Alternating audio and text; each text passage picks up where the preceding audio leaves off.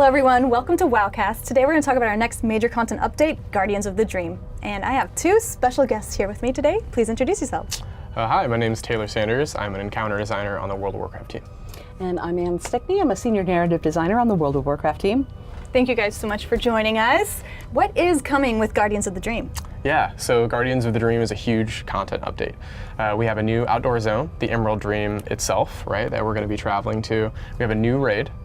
We have new public events within the outdoor zone itself. And then also Season 3 will be launching as well. So we just finished up Fractures in Time. Can you tell us what's next? What are we going to expect in this major content update? Well, with Fractures in Time, we kind of wrapped up the story of the Bronze Dragonflight, and we also saw Iridikron take off for parts unknown. One person that we haven't seen since Zeralek Caverns is Farak. We get to catch up with him here. More importantly, what's going on is that Amirdrasil, that tree, the seed that Tyrande took from the Shadowlands, she's planted it, it's been growing in the Emerald Dream, and it's about to cross over. It's a very powerful tree. We're not the only ones interested in it. Of course not. So, can't be that easy. Of course not. No, it can't be that. It's never that easy. So turns out Farak's kind of interested in this tree, and he's got some friends that he's bringing along with him. We finally enter the portal into the Emerald Dream. What does it look like? What can we expect? First off, we're finally going to the Emerald Dream, right? And we've seen like bits and pieces of it since like what?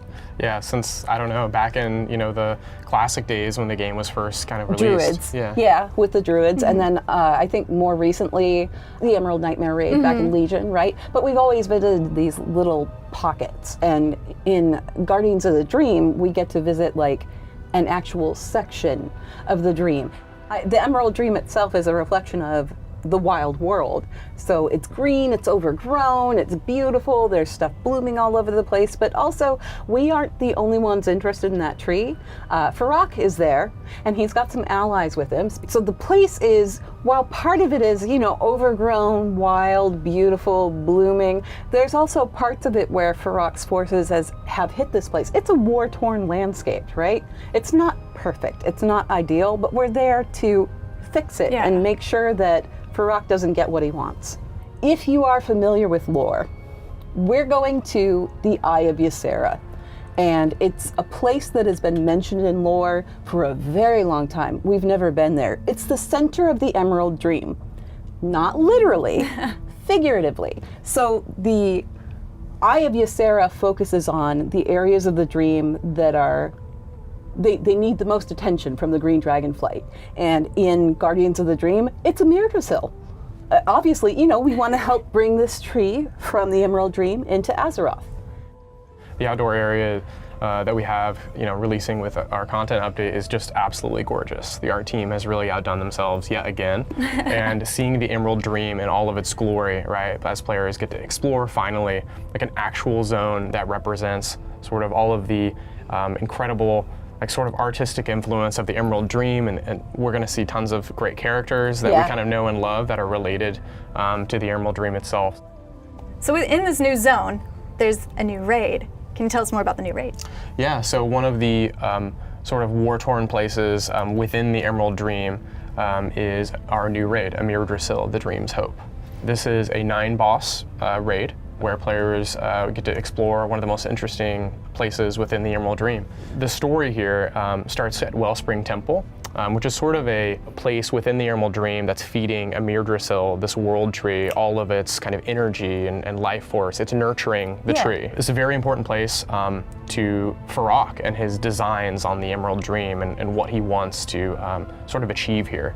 One wing of the temple is untouched by Farak and his allies for now and represents sort of the wild nature of the Emerald Dream. There are defenders of the temple here who are natural to the dream, and one of those defenders is our wing boss for that section, Nimue, Weaver of the Cycle. So when players enter Nimue's chamber, it's this beautiful sanctum that really represents sort of the Emerald Dream in its most pure form.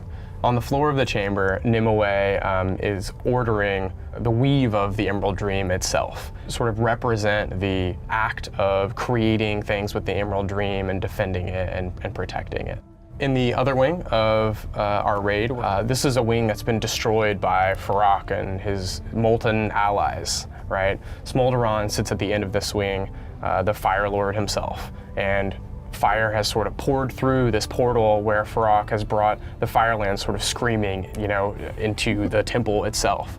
So we're going to see all the destruction that has wrought, and be able to fight Smolderon right at the end of that wing. Another encounter we have within the raid is Tendril Sage Swift, who is one of the leaders of the Druid of the Flame. Yeah, Druids of the Flame, basically the last time we saw them was in Cataclysm when we defeated Fandral Staghelm. But they've been planning this kind of resurgence, and with the burning of Teldrassil, they've been able to recruit a lot more willing people to go along with their plans.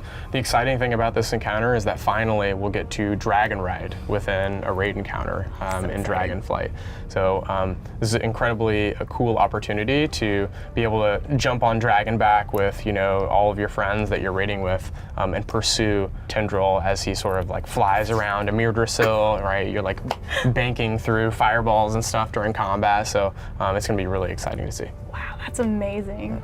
Yeah, visually it sounds really cool to have 25 people all mount up, but mechanically, we need people to test it out. We just need people to test it out. Yeah, the PTR is so helpful for that. And then of course, we can't forget Farak, right? Finally. Yeah, the reason. Spicy, nasty boy. I'm ready to beat him up. He's here in the Emerald Dream, and the raid will end with a showdown against, the Fire Incarnate himself. Is there any juicy rewards in the raid? Yeah, so much as in other raids during Dragonflight, players can expect some new armor sets that they can earn, right? That are sort of class themed, but also have a touch of the Emerald Dream to them, right? They're beautiful. The art is absolutely incredible for these new sets within the raid. So they can expect new sets to earn that'll each have class bonuses cool on bonuses, them. Yeah. I'm really excited to get my hands on them for my characters. I love collecting the sets too. Yeah. Speaking of getting our hands on something, Yes. Farak's got something really tasty for us to get our hands on. We have a new legendary weapon coming in Guardians of the Dream. This is going to be a two-handed axe that players can earn. They'll have to keep their ear to the ground exactly on how to get their hands on it. But yeah, it's a really powerful weapon wielded by Farak himself. It's called Firlath the Dream Render.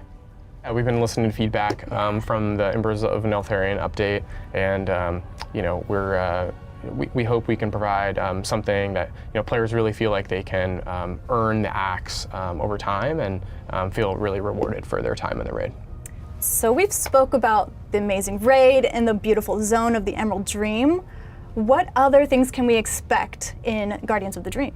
So we've got something really unique coming to Guardians of the Dream. It's not just one public event, it's 3 of them. And they feed into each other in this kind of cyclical sort of wilderness nature kind of thing. There's 3 different events. First one is the Super Bloom, and that one is, if you've ever played Overwatch, it's like protecting the payload, right? Okay, so you've got this ancient who's going through and he's trying to, bloom the dream, and you have to help him out by defending him from things and helping him get things, that kind of stuff. When that's done, it triggers the second public event called the Emerald Frenzy, and it's a farming kind of public event where wilderness has kind of gotten out of control. So you go through, you're farming everything, and it's dropping currency, it's dropping seeds left and right. The more people that are in it, the more stuff you get, and it's just a grab. So that feeds into the Emerald Bounty. And with the Emerald Bounty, it's a fostering event, right? So all around the Emerald Dream, there's piles of dirt. You can take those seeds that you gathered and plant them in the dirt. Over the course of 5 minutes, it'll grow into a sprout. And the more people that show up and feed that sprout and nurture that sprout, the bigger it'll get. When it blooms after that 5 minutes, you get to loot it for cool stuff. I love cool stuff. Can you tell us more about the new Renown faction in this patch? Of course. We've got the Dream Wardens. We're going into the Emerald Dream, right? Oh, yeah. So the Emerald Dream is full of creatures that live there. And they also have a vested interest in protecting Emir Drasil, so they've decided to go ahead and team up with us. But it's composed of those creatures from the Emerald Dream. So you've got keepers, you've got dryads, you've got druids, obviously, you've got the green dragonfly, you've got rune bears. They're new. They're very cool. Yeah. And they've all come together to just kind of like help us out. And obviously, as with any renown that we've got, there are some really cool rewards involved as you increase your reputation with these guys. I need to level my druid alt for this because it's druid heaven. Yes, druid heaven. Anne and I both played druids, way back in 2004. So I think we're particularly excited to get to interact with this faction. I think we've never seen before in WoW these like types of characters that are really reminiscent of like Warcraft 3 and like Night Elf and druid lore. So it's going to be very exciting to interact with a lot of those creatures and characters that I associate with like my first character ever. So as we're dragon riding through this new zone, is there new dragon riding anything? Yeah, absolutely. So players will be able to dragon ride through the Emerald Dream from day one, cool. which is really a treat with all the incredible art that is within the zone just in itself. You want to walk that zone. Yeah, exactly, right? I want to swoop under branches and along the rivers and through that environment.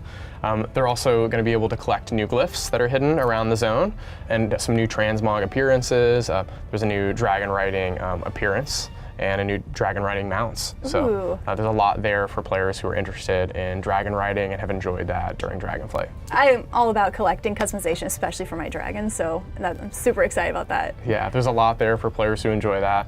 There's also a new active ability that players will be able to earn with their glyphs called Second Wind that allows them to sort of like regain vigor instantly. So they can gain a little bit more speed. There's new dragon riding races where they can try to try their skills at that with some of these new abilities that they'll earn.